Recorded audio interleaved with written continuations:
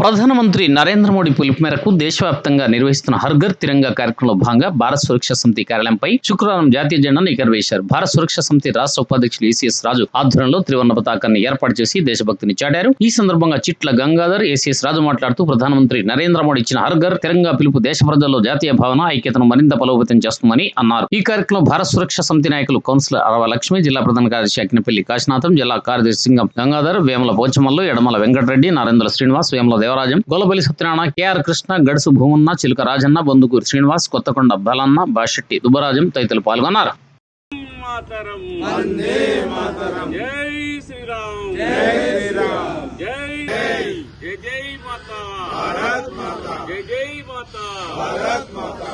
పట్టణ ప్రజలకు, పరిసర ప్రాంత ప్రజలకు కూడా అడ్వాన్స్ గా ముందుగా 80వ స్వాతంత్ర దినోత్సవ శుభాకాంక్షలు. ఈరోజు హర్ ఘర్ తిరంగా కార్యక్రమంలో భాగంగా జెండాని ఆవిష్కరించుకోవడం అనేటువంటిది జరిగింది. సో హర్ ఘర్ తిరంగా అనేటువంటిది ఏంటంటే 80వ స్వాతంత్ర దినోత్సవము సందర్భంగా భారత ప్రభుత్వము నరేంద్ర మోడీ తీసుకున్నటువంటి ఒక గొప్ప కార్యక్రమము హర్ ఘర్ తిరంగా.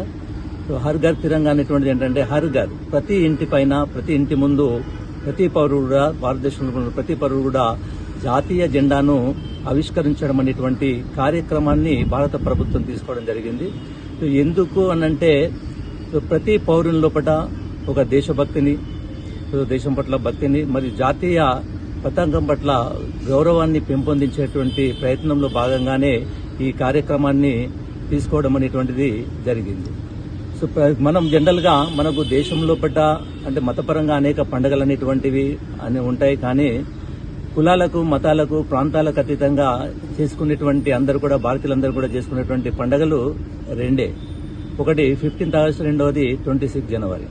సో ఈ రెండు పండుగలు మనకి 15th ఆగస్టుకు వచ్చినట్టయితే సో ప్రతి ప్రభుత్వ పరంగా అధికారికంగానే కాకుండా అనధికారికంగా కూడా అనేక సంస్థలు అనేటువంటివి ఈ జాతీయ జెండాని ఆవిష్కరించడం అనేటువంటి 15th ఆగస్టు సందర్భంగా చేస్తుంటారు.